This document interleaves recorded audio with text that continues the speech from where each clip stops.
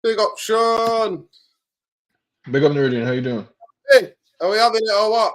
Welcome to United Real Therapy, people. Big up, Sean. Early bird waiting. Big up, man UF cooling. What's up, Nura? I'm looking forward to the knockouts. I think there'll be lots of penalty shootouts. This tournament, that's part of the competition. Big up to you. Only if you're in neutral. Yeah, if you're neutral, but it is what it is. Penalties. Big up to you, Sean. How you doing, Sean? How is everything in all the way in California? Pretty good. It was a busy week, but I'm glad the weekend is here. You know, a weekend of football. And lots of, I think, positive news for United. So we'll see. Yeah. Well, it's also some horrific news. See what they're doing to the women's team. Everybody's fucking leaving, man. But anyway, we'll come to that. But yeah, welcome to United Real Therapy Army. Big up to everybody. Love and light. Yeah, we'll just let people know. I've just posted it on Twitter, so hopefully people will come in the room. But big up to you, Sean. Yeah, it's your weekend over there, isn't it? It's your weekend over there. What time are we on over there in California now? It's 2 p.m. It's 2 p.m. Yeah, I've been trying to. So far, I've been watching the match like, a minute behind everybody else. I refuse to pay for the cable service because I expect England to embarrass us and drop out. But if depending on how this round of 16 goes, yeah, I might turn into a full-time, watcher or viewer. Yeah, honestly. Yeah, man.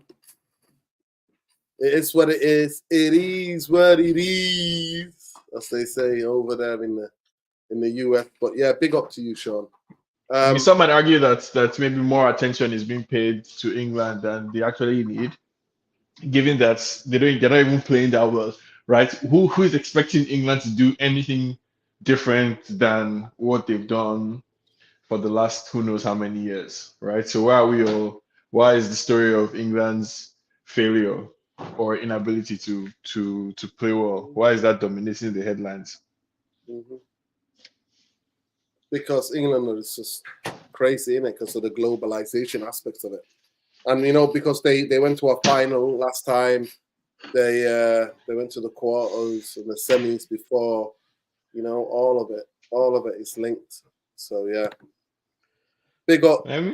It's funny, normally I don't agree with the parallels that you like to draw between England and Man United. No, I was listening to somebody on There's TalkSport. A lot of parallels, man. Somebody on TalkSport was talking and was complaining that why is the media attacking Southgate? And that Southgate has all these successes that he can point to. He's the most successful manager we've had in a long time, England. And I'm like, wait a minute, what do you mean by success? And he starts talking about, semi-final here, final there. These are like intangible things, right? And I realize that some United fans do make that argument in defense of Ten Hag. Right? Forget about what you can see. Let's talk about the some highfalutin things that are hard to define. Only difference is that Ten Hag does have some evidence in his corner because there are trophies in the cabinet that he can point to that Southgate cannot point to. So yeah, man, definitely, Sean. Big up Penny. Big up this guy as well. Visca says Ineos don't have a good track in France. Have a close look at Liga for next season and how Marseille will overtake PSG while Nice will languish behind. Wow, there are people out here, man. But yeah, it's interesting. Listen, I'm not gonna lie to you, Sean. What I swear to you, watching at times watching England, I swear to you, it's what I've been watching all season. Aspects of the game, not all throughout the game, but aspects of the game. It's just Manchester United, especially when the games that we struggled against Watford, the games that we struggled against Brentford at home. When McTominay scored the late goals. What other game we were struggling just not creating? I think Fulham and the likes. I think the difference is England on paper has a much better team Exactly, yeah. But they're than just not United. doing it. They're just not doing it. They have a much far better team than United. They're just not doing it. And it's kind of it's I honestly don't understand like Southgate's right. Like if he truly believes what he's doing, or if he's the coward that it seems like he is. So like I'm struggling. Which one is even worse, or which one is more believable? Is it that Southgate actually thinks that he can get something out of this system, playing Declan Rice, Gallagher, and Bellingham, and playing Harry Kane for 90 minutes, despite having Ollie Watkins and Evan Tony on the bench? Or is it that he's just scared and he's prioritizing harmony or something over the actual performance on the pitch? Yeah, no, Southgate is actually kind of unbelievable, honestly. Watching what's playing out in England. Mm. Yeah, 100%. Big up. Let's go therapy, Amy. Big up, abs. Sajinda says, big up, man. The lit Maguire could be the slowest defense in world football. I didn't know the lit was that slow. I know that he's quite injury prone, but we're gonna come to him. We're gonna talk about him towards the end in terms of the transfer stuff. What INEOS, the players that we link with. But let's go ahead and talk about England. Sean, what do you know about Slovakia, Sean? Do you know anything about Slovakia? Or would you like me to Nothing, inform not you? not really. I know they had Marek Hamsik, I Yeah, believe, and that I was the remember I player, only yeah. know him because of Football Manager. Mm. Like, In I think he Napoli? was Did he he play was for in Napoli, Napoli? yes. He Yeah, was in for Napoli, Napoli. yes. But like I He's know not, him from FM with the yeah, Mohawk, yeah. the Mohican, Um, yeah. I don't I never really watched him in real life. I just know he was one of those players on FM that had like creativity 18, passing 20, something silly like that. Right? But like I expect England to win. Honestly. Yeah. I think it should be a huge embarrassment if they don't. I expect it to be a boring game, but they would win. But One England way to or win, the other. yeah. So the bit of the research that I've done, let me give you some key notes. I made some notes. Let me give some key notes about Slovakia. So Slovakia, when I remember actually when Hamza used to play for them, when he used to play for them, Hamza, when they used to be very defensive and they used to just give the ball to him and let him produce the magic for them because he was their best player. Yeah, you remember that? And they Yeah. were very, very defensive, kind of sit back kind of team. But now, Slovakia, obviously, they've got this before. Karzona, the new manager, he's basically plays like very much with very limited, like the way he does it, the way he plays, is like very much high pressing, very active kind of approach. They build up from the back. They've got really good set piece routines. And the style really suits the key players that they have in the team in terms of they've got forwards who've got bundles of energy.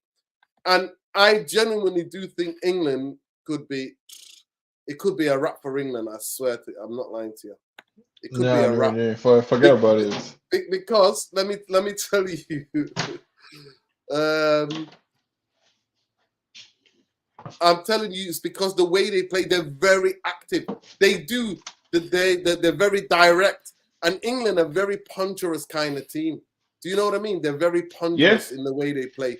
So No, but I they're mean, very I dangerous. feel like regardless of the actual style of play, right? I think between Gahey, John Stones, Kyle Walker, and Trippier, they have enough to deal with whatever Slovenia has to offer. And like I'm saying, it's going to be a boring game where, like the last England game, England is probably going to have possession, but it's not going to be useful or productive possession. It will be possession in their half. They wouldn't be able to break Slovenia down.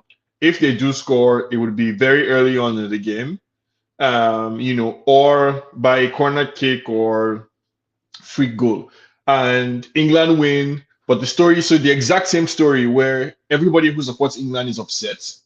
But Gareth Southgate has something to say that, oh, hey, we qualified, or hey, we won. But the rest of the world and all the England fans are like, what the hell are we watching? this is horrible, this is shite.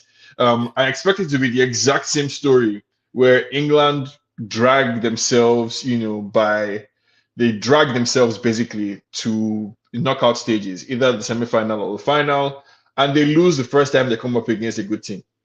Like the first time they come up against a team that there's a 50-50 chance of win or lose, England is going to lose.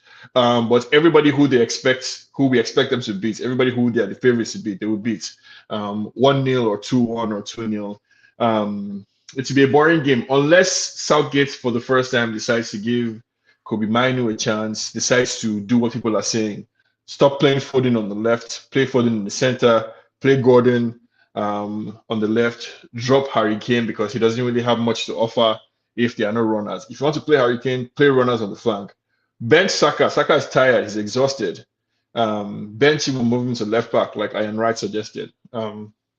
Unless we see those kind of changes, expect the exact same template we've seen from England throughout the group stage, throughout the last tournament and the last World Cup.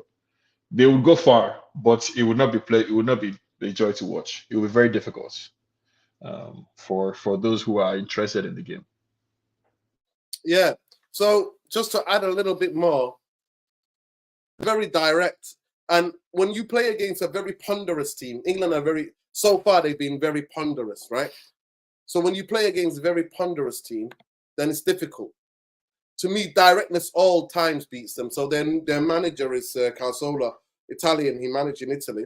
The Italian coach Francesco Cazzola. And he's giving them this new lease of life in terms of very direct. They're very high pressing, so they've got energetic forwards. They get about the business. But when I watched Belgium created so many chances against them and actually scored 2 or 3 goals that were disallowed. I mean, one time he was offside. The other time they said the guy handballed it. And Lukaku missed sitters against them. You can't open them up. You can. With quick passing, if you move the ball fast enough, you can't open them up.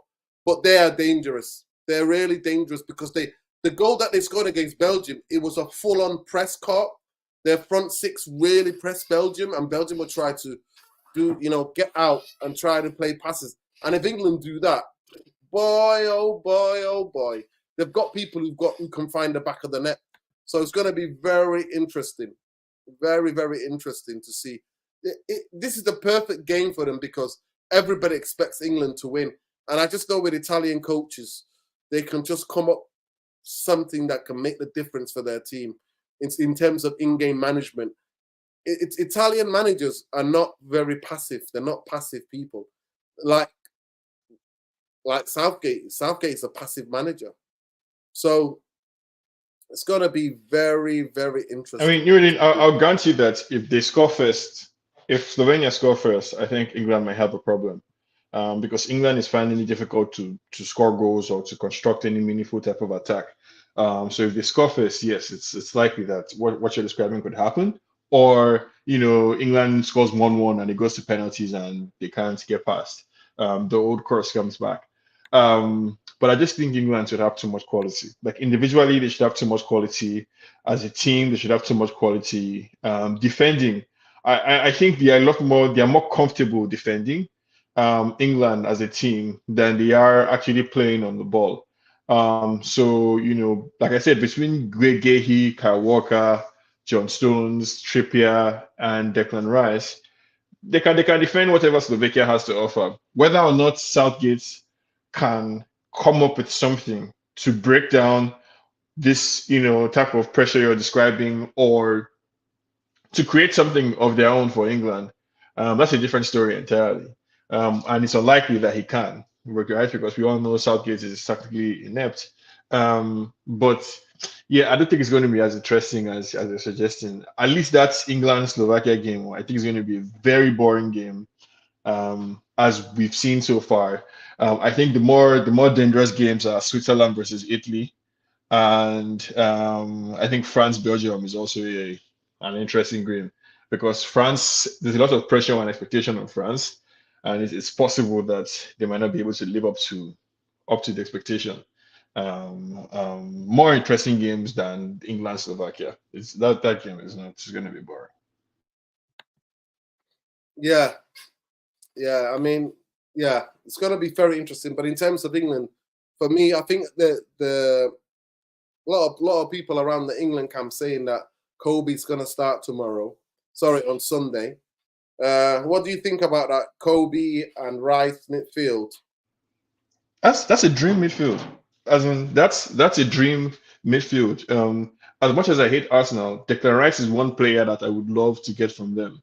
I think Declan Rice would complement Kobe Manu perfectly, because Declan Rice can be the sweeper in the bottom half of the midfield, and it gives Kobe Manu the freedom to play further forward. Even though I don't like seeing Kobe as high up as Bellingham or high up in the pitch, but also if Kobe drops deeper, Declan Rice is also the perfect guy to be ahead of Kobe because he's a lot more energetic and aggressive in midfield. And so Kobe wouldn't have to be doing the sweeping, chasing around, as he might have to do if he plays that role at United. So that's a very good midfield combination. I think the person that needs to be dropped in that England team temporarily is Bellingham. I think it should be Declan Rice, Kobe, and Foden. Um, right? He's unlikely to drop Saka. So play Foden in the center, Saka on the right, and Anthony Gordon on the left, and play Harry Kane up front. Or if you're gonna drop Saka, play Foden on the right, and keep Bellingham where he is, and play Gordon on the left. But they need some pace up front. They need to try and shake things up because whatever they're doing isn't working. And it seems evident that when Kobe Mino came on, when Cole Palmer came on, these guys are willing to play more. They can play. So yeah, I think that Kobe and Declan Rice midfield is a good one. I think it would be the dream midfield, honestly, for United, if we could get somebody like Declan Rice, because Declan Rice is a very good footballer as far as I'm concerned.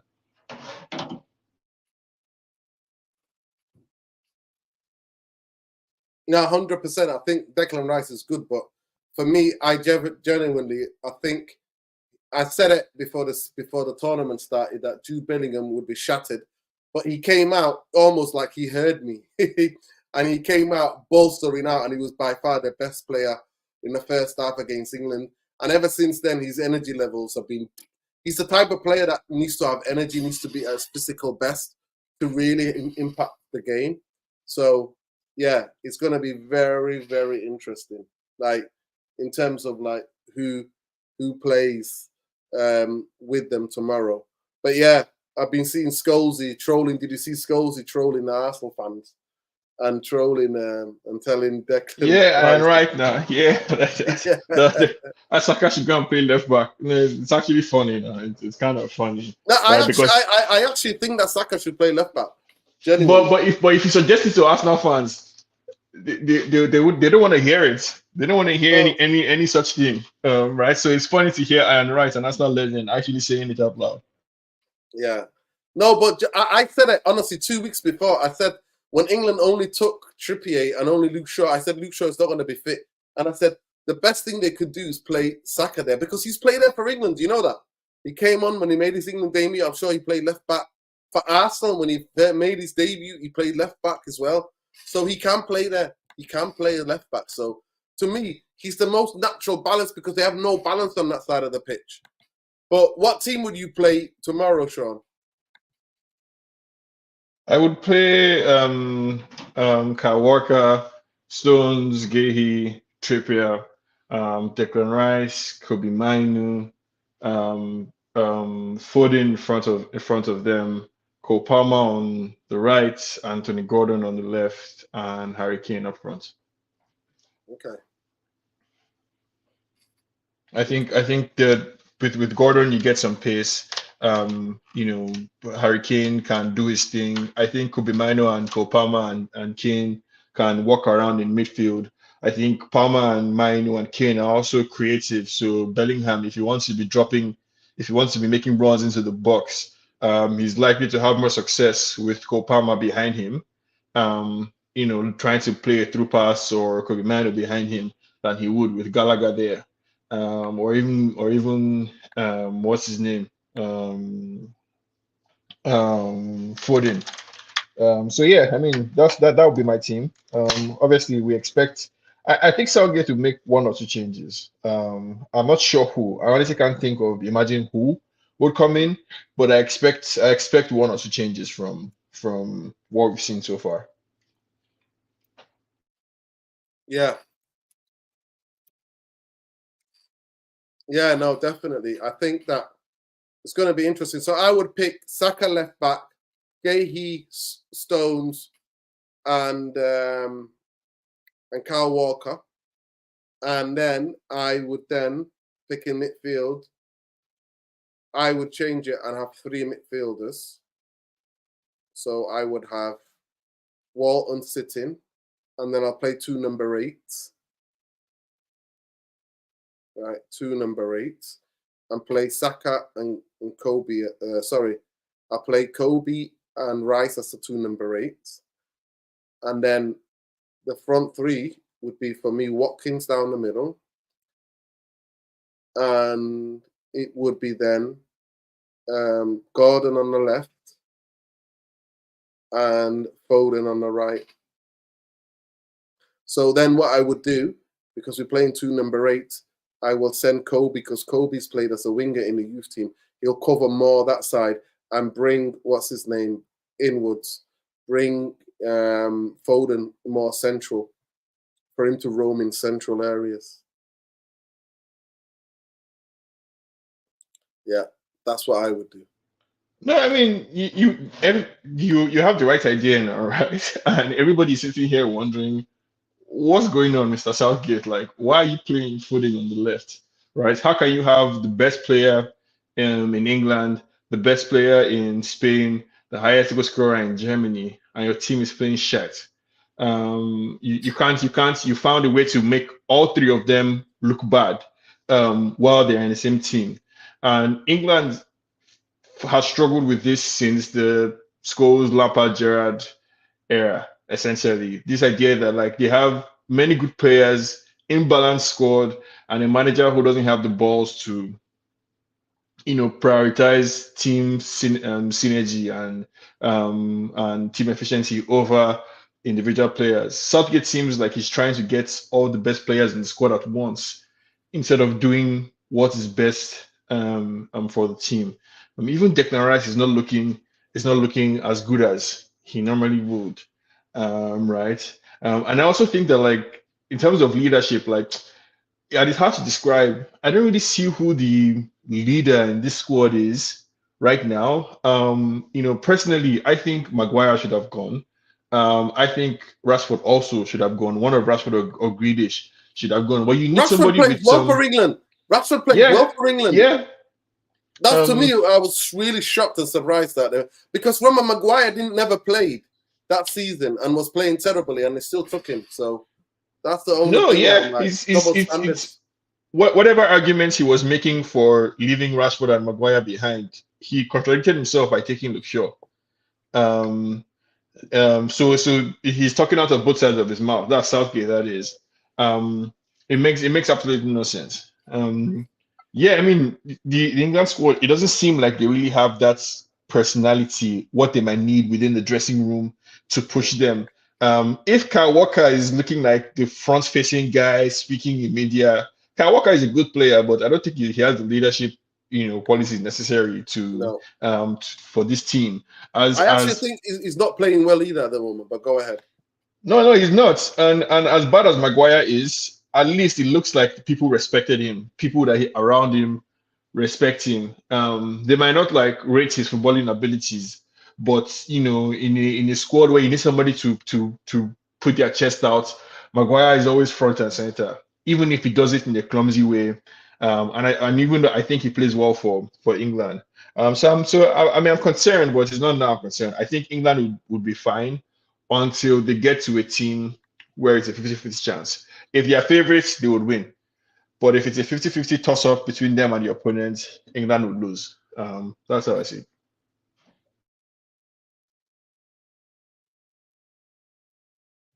Yeah, that's what the big up Sheikh Ariane Rashid, big up to you. Nick Nash is saying breaking Trippier in doubt. Southgate poised to turn to Konsa as left back. Why are you playing Konsa? Another right-footed guy. Konsa is right-footed. Big up though.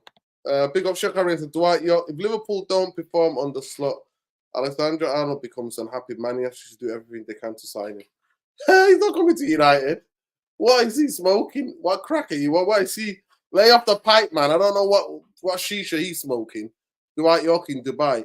I love Yorkie, but I'm sorry. This is a horrible thing. The guy's through what makes you think he's actually going to come to us. Yeah, 100%. Yeah, man. Big up people. Big up people only coming in. Big up Bumbaye, you there in the house? Bumbaye, man, missing in action. He's been asking for you, man. What's going on? Oh, what's going on? The usual. I told you, man. Well, yeah, apologies. I'm Long late, weekend. guys. Long weekend, and you're in the sack, yeah. Oh man, that's me, man. These days. How are you, Sean? Doing good, doing good. Very Good, positive good. about United and life in general.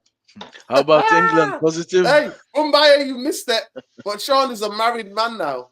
Congratulations, Right. man. He's a married Thanks. man now. I was AWOL for a bit. That's why. He's In a married Nigeria, man now. Sean? Yeah, man. He went I went home. back. I went home to get married. Yeah. Yalla, congratulations, Oga. Appreciate it. Thank you. Big up, guys. Yeah, Big up, Peter. Big up, Peter. How you doing? Not a thing, Sean. Come by, chat. How you doing, guys? Evening, man. Listen, this is all we cared about. We don't care about England. No, we're not having England. No, we care now. To address Bumaye's question, I just told Nuruddin that my belief about England is if they are the favorites, they would win. Any game where England is the favorite to win, they would win. Once it's a 50-50 chance, once there is a chance for the opponent to win, once it's a tough team, I expect England to lose. You know what, guys? Yeah. If Southgate is going to be serious about trying to win the Euros for England, yeah, he's got to bin Trent Alexander. Because he's square pegging around hole with that geezer in midfield. Yeah. Don't try and square. He's a right back. That's what he is. Trent Alexander. All his people go on. Oh, well, he could be a good midfielder, this and that. Like, well, guess what? You know what? Play Kobe Mainu instead of him. And they'll show you how to play midfield. You know what I mean? So you got Kyle Walker right back or Trent Alexander. Listen, my money's on Kyle Walker any day of the week. The conversation is over on that crap, like.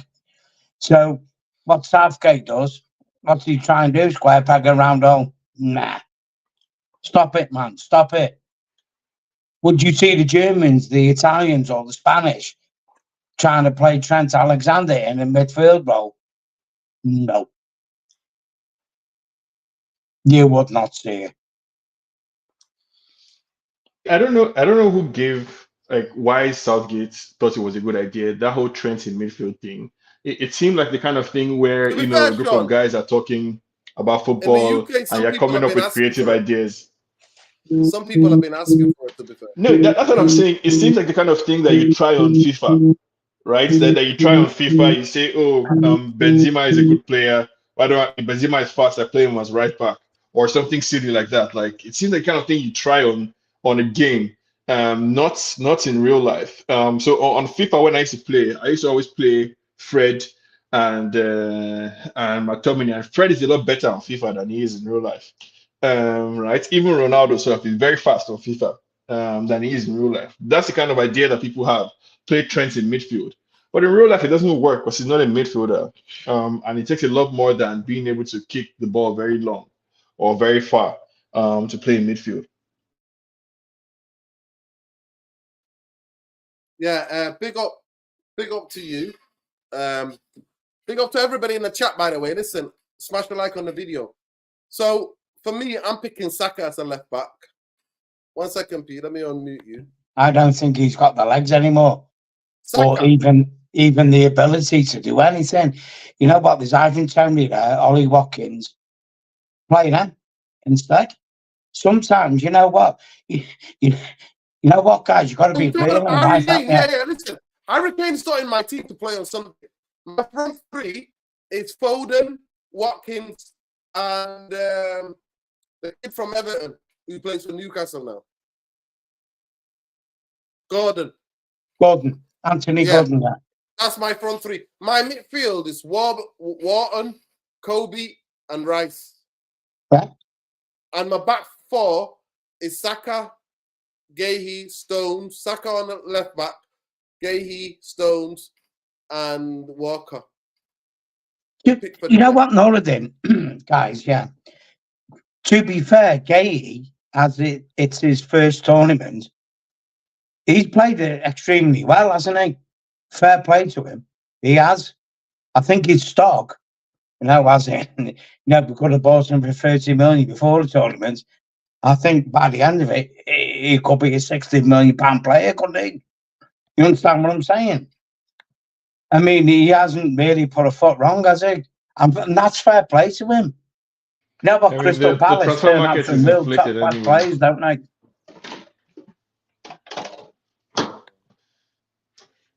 Yeah.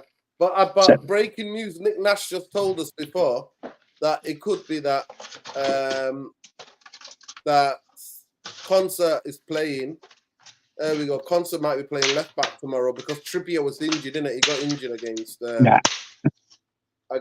who was it? Serb? Who was it they played? Slovenia. Yeah. But that's our only left back out. Nick Nash is saying Trippier is it out. We've only got one left back. England. Yeah. Well, it was a big mistake. Saka's to the rescue. Saka will play left back. Don't worry. Saka needs to play left back to give England the balance. He's a natural left-footed guy. Big up. Not a den. Yeah. While it's in my mind. Yeah.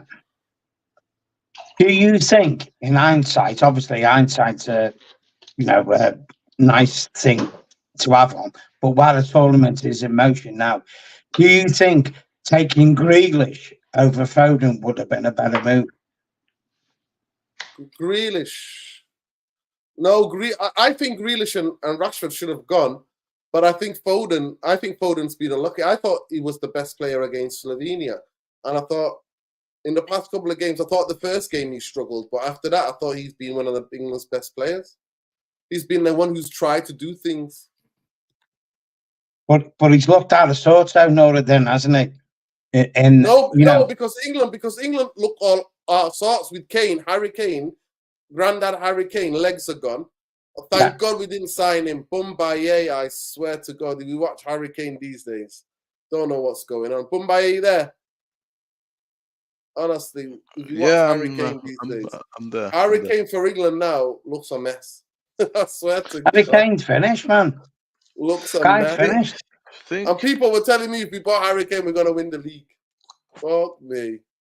You know what? Yeah, Another thing about hindsight, guys. People were saying buy Harry Kane for 100 million, get him at Man United. We dodged a bullet with that guy. Like he's gone. No, I don't think we dodged the bullet. To be honest, lads. No, we needed a striker. Yeah, Harry Kane is a world class one. He's had a phenomenal season. He's had a long season. People like Jude Bellingham, I think, is an excellent player. He's had a very long season. Problem with England now, everybody's. If you look at the difference in the team that's playing and this team, for example, that you're selecting, and there's so many different combinations.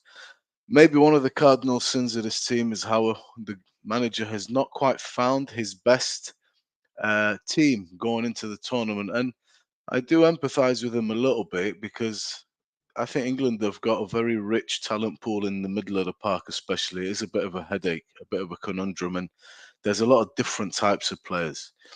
I feel England missing Luke Shaw would have been that hole would have been plugged if you had a Chilwell, but not having a natural left back has affected Phil Foden.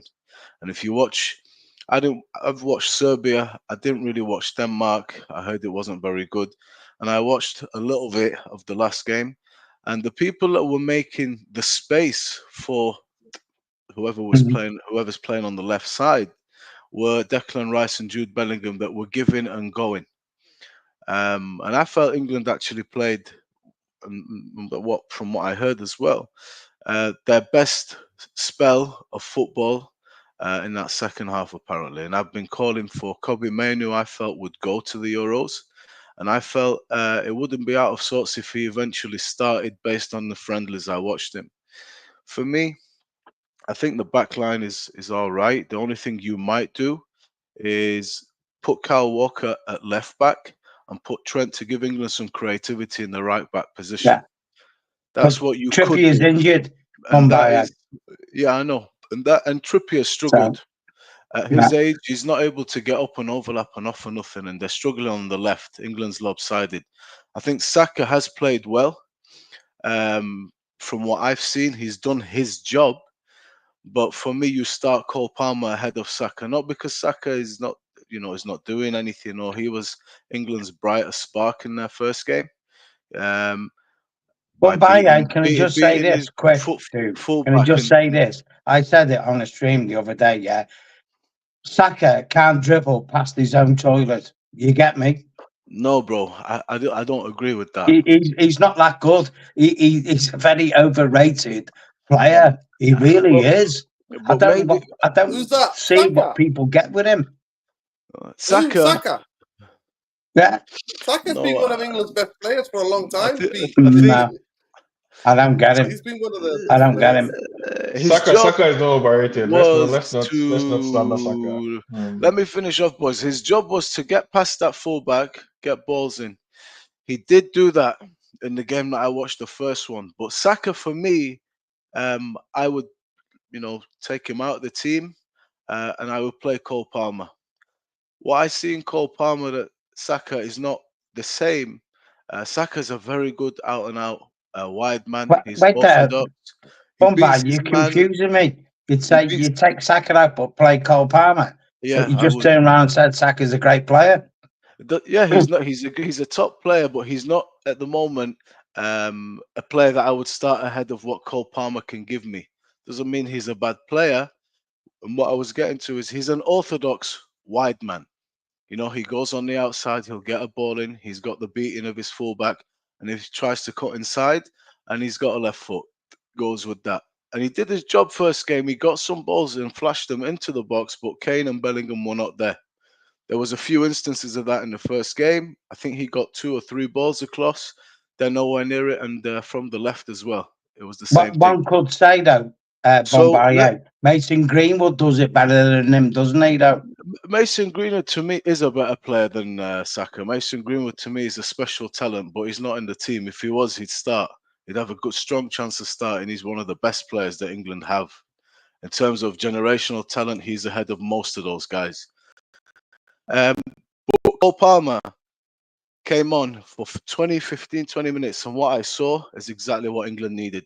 That's somebody that wants to get to goal as quickly and efficiently as possible. He's looking to just take men out, and he's got the creativity, the imagination to do it. And his cameo, I thought, was terrific. And he could have had his goal. He just didn't connect properly. yeah.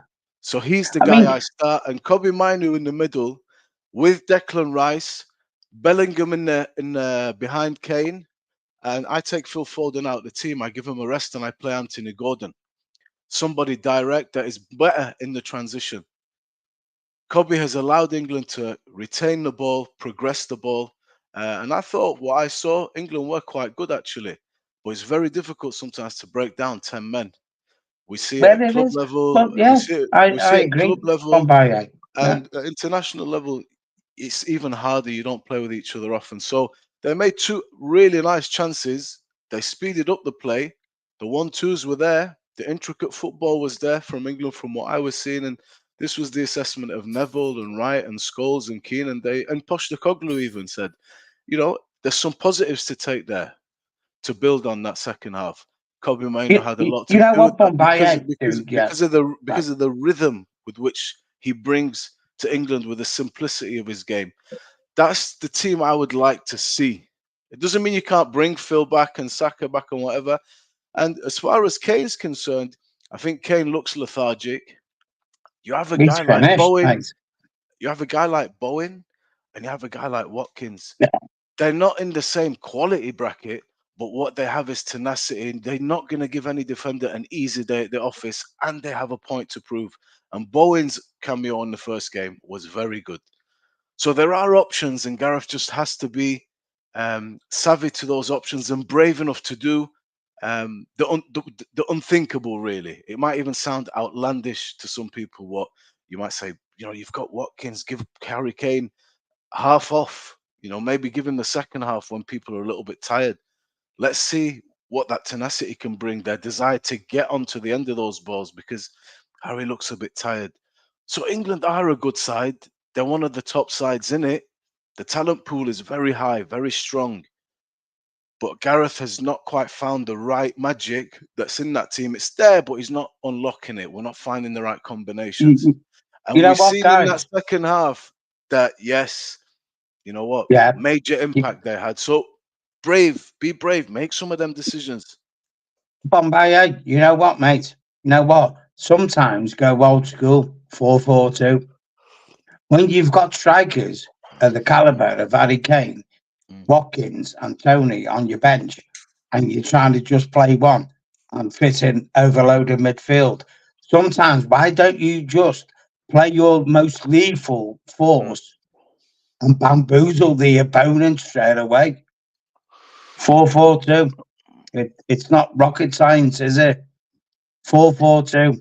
There's options, like you say. There's two fast-paced attackers, Watkins and Tony, coming at your defense. They will give any defense on this planet something to think about and go, shit, we're in big trouble here if we don't communicate, because these boys can run at us. They can do tricks and all. You get me? And that's how you win games. You look at Italy over the years. Have they won games? Boom. Bamboozled you straight away, put 1 or 2 goals in, and then just seen the game out, because you cannot deal with their defense. Sometimes you've got to be proactive to be defensive. You understand what I'm saying? But you've got to go for your teams. You can't be namby-pamby. You've got to go for your teams. If you want to be the champions, you have to go win it. They're not going to hand it to you. They're not going to, you know what I'm saying? That's true. They're not.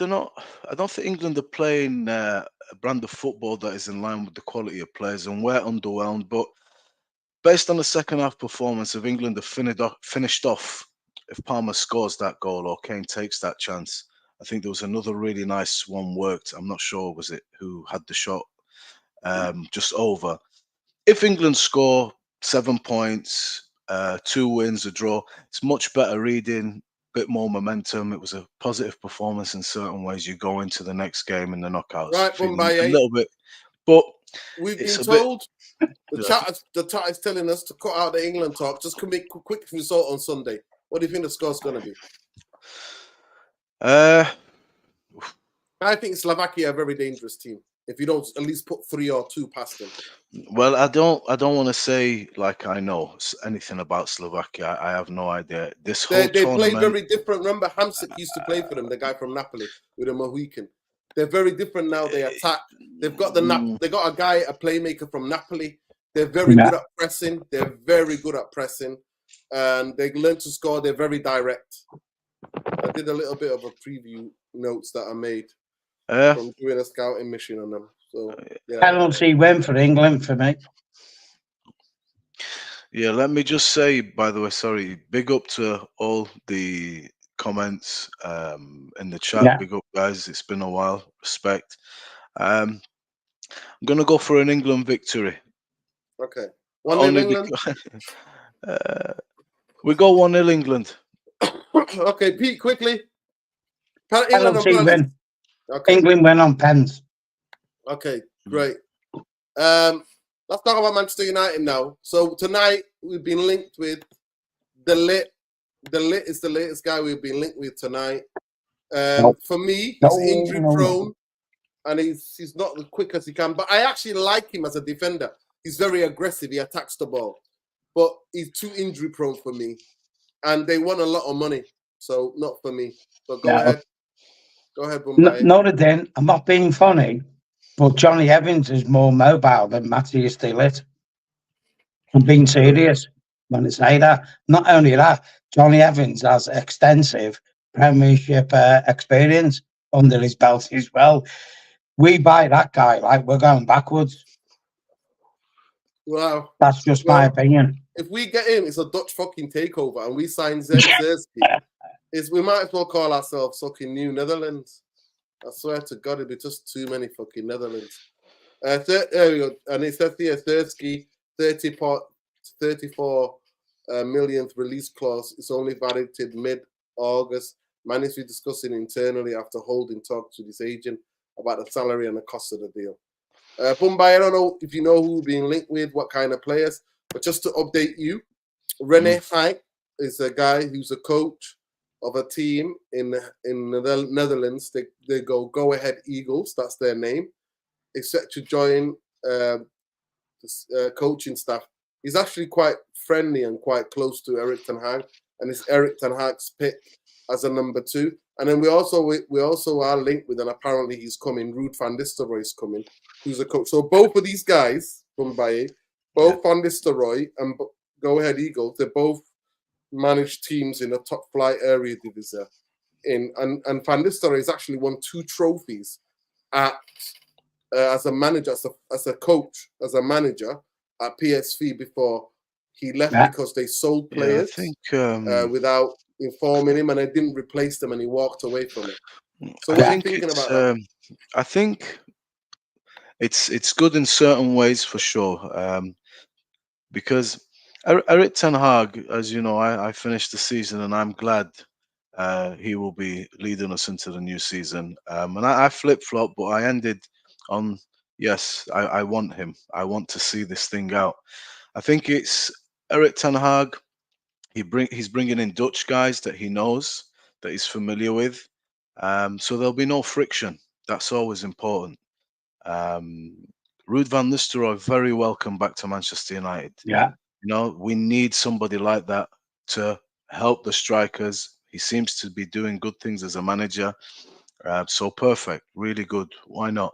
And the other guy, I suppose it's from Erik ten Hag's point of view, Go Ahead Eagles is where Erik made his name, one of the good starting points. I think he promoted them. So they're familiar additions to his staff. And I think, I don't know much about the other guy, but familiar is always good. It's like me bringing you in. You know, I know there's going to be no friction. You know what I'm trying to do, and you're going to help me do that job. I'm bringing in somebody like Ruud. Ruud is one of the great strikers of Premier League, of one of the greatest finishers I've ever seen as a striker. Didn't win enough as he should have done at United. Bombay as well. Yeah, I mean, it's both welcome additions for me. You know, it's not a major thing, and it's not a bad thing. I think it's got good behind it. So not much to add to that one, bro. You know what, Noradin, Bombay, yeah. You look at this, yeah. What's going on? We've got the Euros going on, and then obviously we, excuse me, we got the Olympics, and then we got our pre-season in the United States. And do you get the feeling that we're going to be in a 2-week panic buy fucking frenzy of players? Do you get that feeling? That's what's going to happen. Say that again, man. I'm sorry, I didn't. We've got the Euros now, yeah. Yeah. We've got the Olympics coming. Yeah, so certain players will be in the Olympics, Garnacho and that. And then we've got Man United pre-season tour in America. Do you get the feeling we're going to be in a panic buy 2-week end of season sale? It's a bit early to say yet, because the season is still a little bit away. You sign something in the next 3 weeks, you bring in a couple, then everything starts to take shape and look rosy. What INEOS are going to do, what the plan is, what Erik ten Hag wants, what we're going to get, I'm not 100% sure. I think we all have an idea of what we'd like, and then we all have an idea of what we need, which is two lists that look a little bit different. But I think with Manchester United, I'm used to it now. You know, when we're in the off season, Manchester United haven't won anything in 11 years of worthy of merit, or been involved in anything worthy of, you know, major merit like a Champions League or a title race. But yet we're box office news. Every day you log on is something Manchester United are eyeing this guy up. When you say eyeing somebody up, I mean, what is that article? That's just somebody signing their own checks. What does that mean? Who Shelley, said what? they're Do you shelling, understand aren't what I they? mean? So Man United are linked with every player under the sun every season. Everybody still wants to, a lot of it's still privileged to play here. And whether they want to play or not, they're eyeing them up. You put a headline out there, and all of a sudden it's a talking point. So I'm not putting too much stock in it. I'm just hanging on and waiting to give Ineos the chance to show us what they can do. Who are we going to sign? What we're going to pay for them? How we're going to sell, and how we're going to move in this transfer market? Are we going to look a little bit and behave a little bit differently than before? You know what, Bombay? Yeah, I'll just come back to what you said there. What Man United are going to buy this and that. You factored in over the last 10 years what PSG have done, Paris Saint-Germain. Yeah, they've just let one of the best, or could I say one of the most valuable players in the world, Mbappe, leave for free. Yeah. That was Man United doing that. It'll be like World War V or whenever. It'd be like, how can you let this guy go for free? They've just done it. You think about the money they've blown on players, and you think about what they've won. They've won a Farmers League non-stop. After that, they've done nothing. Yes, it's been the Literally Champions League, nothing. hasn't it? Champions League has been the remit of a lot of these managers, and they haven't. And they haven't won them. Yeah, but the thing is, and in that meantime, in the last 20 years, we've actually won it. Liverpool's actually won it. Manchester City's actually won it. Arsenal's been in the final. Spurs have been in the final. These guys, one final? Yeah. Look at the money they've blown. Yeah, I mean, if you want to deep it, look at what they've done. They've spent a shitload of money going nowhere fast. I mean, to be honest, yeah, you're right, and we do fall into that category a little bit, which is to say, we are one of the highest spending teams.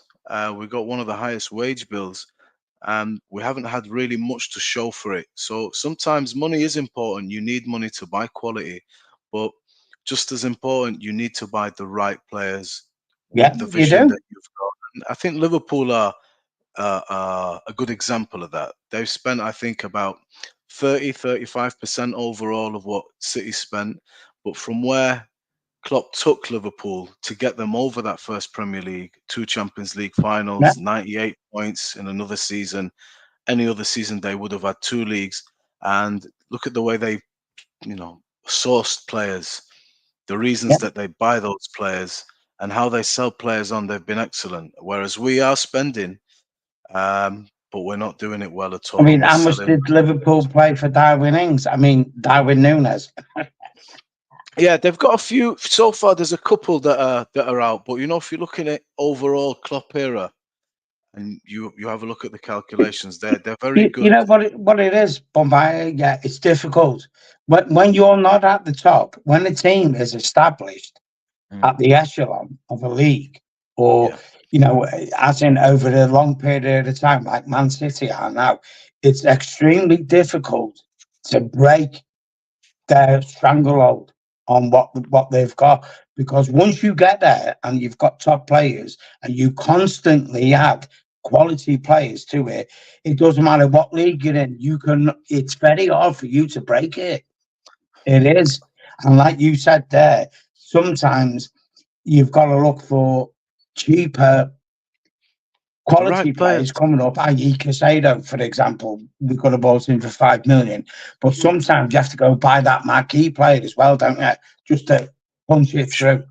Of course you do. Of course you do. Klopp did that, didn't he? He sold Coutinho, and then he went and did the Van Dijk, the Alisson thing. So they splashed. They had to. You need quality as well.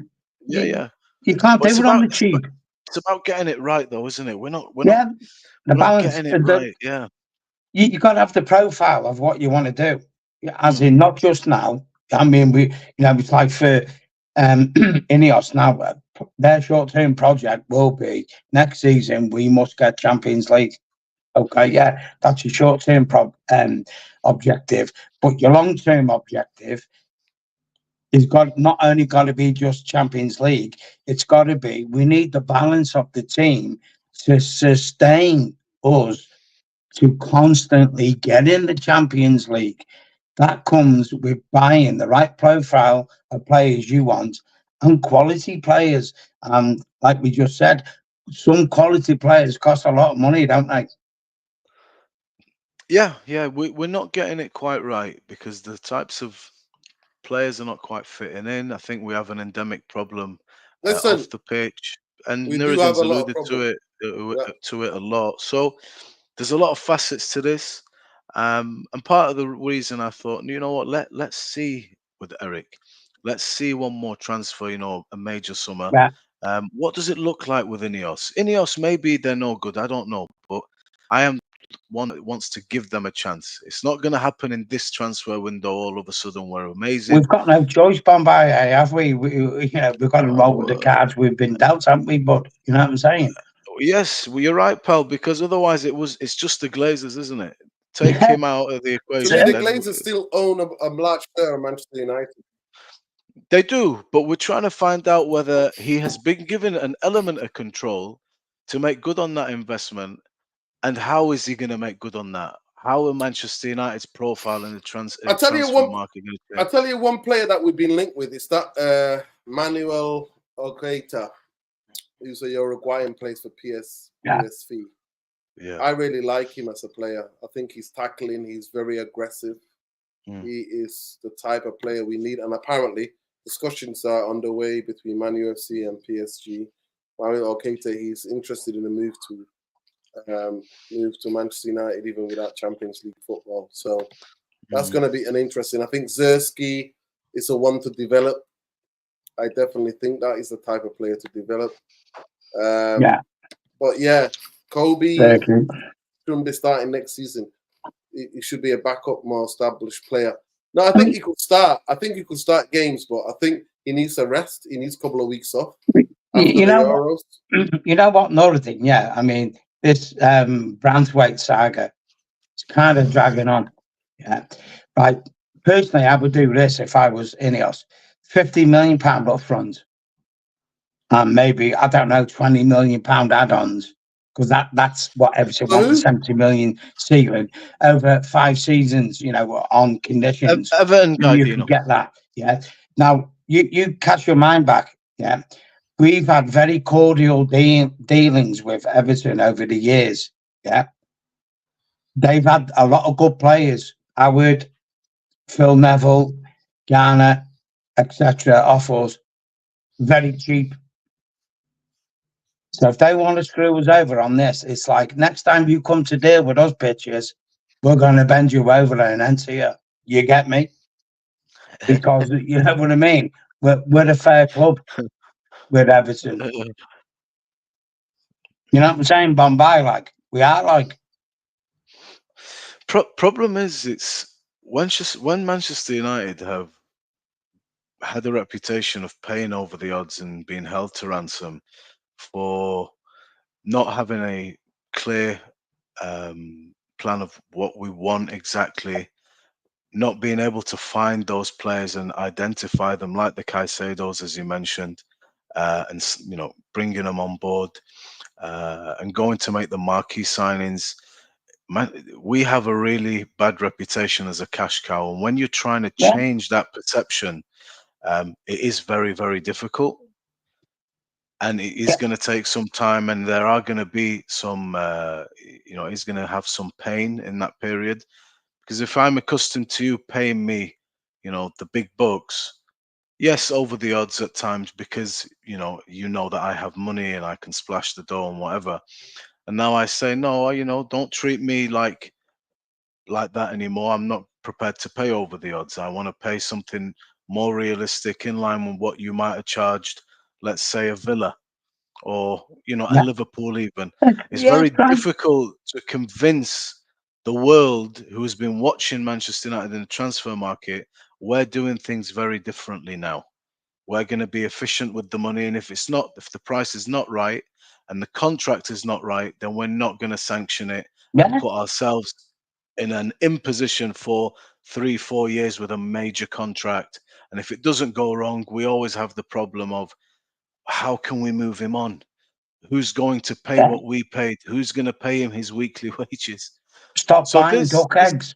you know, so this is Bombay, that's difficult. what it's called, isn't it? Stop buying duck eggs, man, that are no good to anyone. You know what? I'll gladly sit there all next season at Old Trafford. If we don't buy any players and we get relegated, I'll sit there with like a Cheshire cat, because I live in Chester, with the biggest, cheesiest grin on my face. Because you know what that would mean? The fucking Glazers are gone. I'd Yeah. gladly take it on the chin, sit there and watch it happen. Seriously, I would. About you, Because, like Nuruddin, you would just you? said there, dude, stop paying I've been ridiculous. asking for this for a long time. Yeah. Pete knows I've been asking for this for a long, long time. Stop paying ridiculous prices for players who don't fit the profile of the club, give them batshit crazy wages, and then as soon as they sign that deal, like Luke Shaw, I'm injured again. Oh, fucking hell, you've been to McDonald's, have you, boy? Have you? You know what? He's been here for 10 years, Pete. 10 years. 10 years, yeah. 10 fucking years, eh?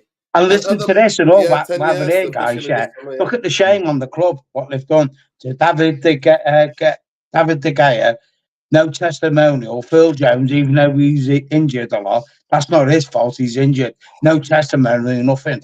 They throw the players under the bus. There's no respect, Get out of there. nothing. You're just think, seen as a commodity. Sometimes it us as fans need to throw them fuckers under the bus, don't we? You know what I'm saying, Bombay? Look what they've done to the women's team. Yeah, exactly. Is left. They've got rid of the captain Ebbs, who's a big United fan from the local area. The Spanish captain went to Arsenal, didn't she? What was her name? Russo's gone to Arsenal. Yeah, Russo. Yeah. What I read, show you on Twitter. Let me read you this thing, right? That the INEOS have literally broken all their promises to the women's team, and the players who are there are so fed up by what INEOS is doing that they've reported them to the Professional Footballers Association. So here we go. Professional Footballers Association are ready to seek conversation with Man USC after being made aware of growing discontent regarding the club's management of their women's team. You know what Nora did? Like Bombay chat. Yeah, I'm being serious when I say this. You know what INEOS are to me at Man United? They're like a fucking Weatherspoons, capping on someone, bumming a pint off someone. Can you buy me a pint? I'm broke. Oh, you got a nice Giorgio Armani suit on? Yeah, but I'm broke. I'm batshit broke. Like, can you buy me a pint? Why don't you fuck off, you shit? I think it's the facts, Bombay. It's the facts. We're selling players, yeah. We bought no one. Ticket prices are going up. yeah. We've been done for health and hygiene purposes at Old Trafford, not just the chicken, but rusty kitchens. Yeah. When they done a TV interview the other day, they done virtue signaling. They have people out there painting the fucking things on the top of the things and that. Like, what have they actually done? INEOS? What did we get? 7 months they've been in charge. 7 months. What did we get on the health and hygiene rating? How many stars out of 5? 0, wasn't it? Yeah. Let me just say this. Big up to Sheikh Arian Rashid. Listen, people have different opinions, but I made the point about the women's team. To me, they've been brilliant. Last season, the season before this, they were involved in a proper league challenge. They went to a cup final, which they lost, which they dominated, but they lost 1-0 to Chelsea. Chelsea just smash and grab from Chelsea.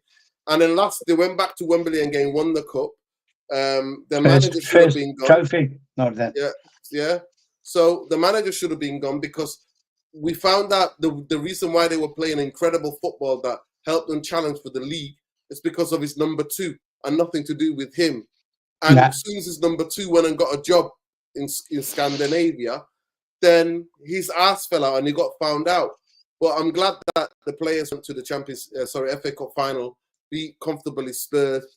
But now we're losing them. 3 of the Katie Seldom, the Spanish girl, Mary Epps, who's by far the best goalkeeper in the world, is leaving. So it's just incredible what's going on. It's just it's heartbreaking what they've done. And when he stepped in there, Jim the Rat he said, yeah, the women's team, we're gonna look at that, we're gonna invest, he made all these promises. No, they did. Yeah. No, they didn't, Bombay. You cast your minds back to when Sir Vat got his little quarter sexual buy-in segment into Man United. And what these are his precise words. We are custodians of Manchester United. The fans are the ones who are there. 3 days ago, the fucking naming rights are up for sale at Old Trafford.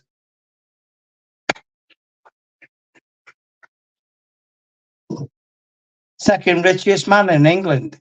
Shit, England must be broke then, innit? You're whoring out our name. Whoring out Manchester United's name. You little fucking shitter. You know what I mean? Nor did it. Besmirching us. Worse than the fucking Glazers. It's shocking. The seventh Glazer. The 7th Glazer. Yeah. In all but name. And people think this is going to change. For me, the biggest thing about not investing in the women's team is so short-sighted. Women's football in Europe is the fastest growing sport. It's the fastest growing sport. It's incredible. Yeah, of course it is. Like what's happening with the women. And the fact that they don't make a name and make Manchester United successful, so they draw in a lot more. Now that young boys in families around Greater Manchester and around the north of England, you support United, you support the women's team as well. And there are a lot more girls and women who are going to their games. Yeah. So yeah, it's crazy. But anyway, people, we're gonna wrap up. It's been a long one. Manchester United are what they are. They're always in the news. Orkata, I really like Mikhail Agate. I really like him. I think he's a good player. Sersky, I've not watched him too tough, but I know that he's 6'4". He can hold up the ball. Serie A is not as defensively good as it used to be, and the football from Serie A is extremely slow. So he'll be a slow burner if he's going to improve. The thing about him is young. With good coaching, he can improve. But yeah, Braithwaite, I don't rate him at that money. I think at the most, not for the money. No. Yeah, he's worth, for me at the most I'll pay for him is 40 million, and that's at a push. That's at a push because he's got a higher ceiling. The thing is, Noradin, yeah, but we don't know how constitutionally sound Martinez is going to be. Don't forget, he's had 2 major injuries within 16 months. Yeah.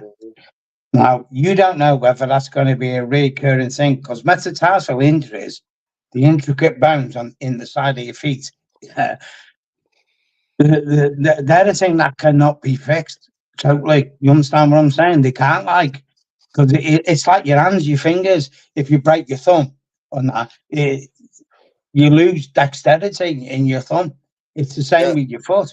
Because when you're on it, it sounds crazy to people, but your foot is like your hand. That's why you got 5 fingers and 5 toes. They're the same thing, basically, just on different parts of your body.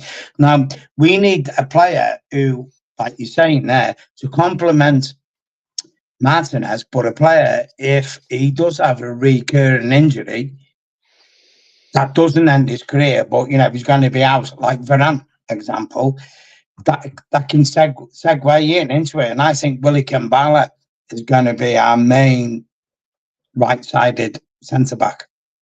Willie Kambala's a beast. I don't care what anyone says. You ain't seen the best of that geezer yet. He's physically imposing.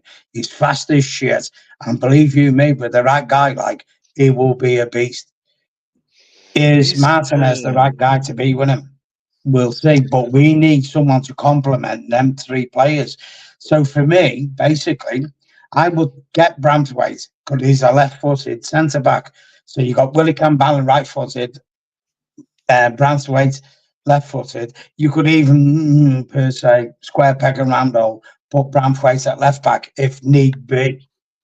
Although I'm not a big fan of playing players out the position, but it's a nice option to have. Kind of like Xavi Simons, he can play right wing, left wing, CDM, whatever. You know what I mean? So it's a nice option. But Yeah. I agree with you. Paying crazy money for Branthwaite now. No. Yeah. Bumbaye. No. There you have the last word. Big up Sheikh Arian Rashid. He says Martinez is unfortunately now that I see he's injury prone due to the way Ten Hag overplayed him and the burnout before the body's broken down. 100%. I kept saying that. Go ahead. And the club are sticking with that manager who's overburning. And to me, what the injury that he got was a stress fracture. Yeah. Yeah. Go ahead, Bumbaye. Last word of the show to you. Yeah, some pertinent points there with regards to the defence. I think Martinez' last injury, he was self-induced. If you watch it on the sidelines, he goes to do what Martinez does, which is be a maniac and hurts himself and puts himself out.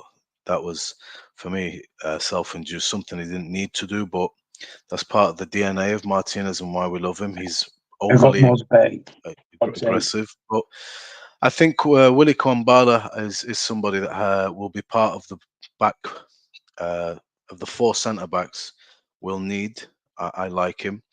Varane's gone, and you would keep one of either Maguire and Lindelof, and you buy a top class one. You know, whether it's Braithwaite or De Ligt, I'm not sure what they do, and then you have Martinez, and that's your 4. Last word of the show. Well, I'll sign off with saying 7 games to win the tournament. You know, the qualification is done. Tomorrow is a different type of test because there's no margin for error. It's a knockout now. England have some of the best talent around. It's just making that talent function in a more fluid, progressive way to actually keep the ball. I don't feel that England are going to be able to just play for transitions. Teams are not stupid, and you can't play for transitions for 90 minutes. We saw that as United fans. It comes with having to sustain a lot of pressure. And I think England's defence hasn't been majorly tested, and it's not quite up to it. Guehi's done well. Stones has done all right. I think the left back's a major problem for England. I think Declan Rice has put fires out reasonably well, but if it starts to get tested and you're just waiting for the opposition to push up to transition, then you should have probably took Marcus Rashford. You know what, Bombay? Can I just intersect in there quick? When you said Declan Rice has not been tested, but the testing is to come.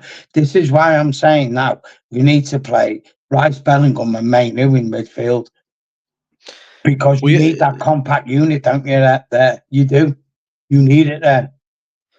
Yeah, I mean that's the midfield I would go with, and I would put Gordon into. Gordon's very fast, very direct. Phil's a technician. He's a wonderful player. He's one of my favourite players. It's no.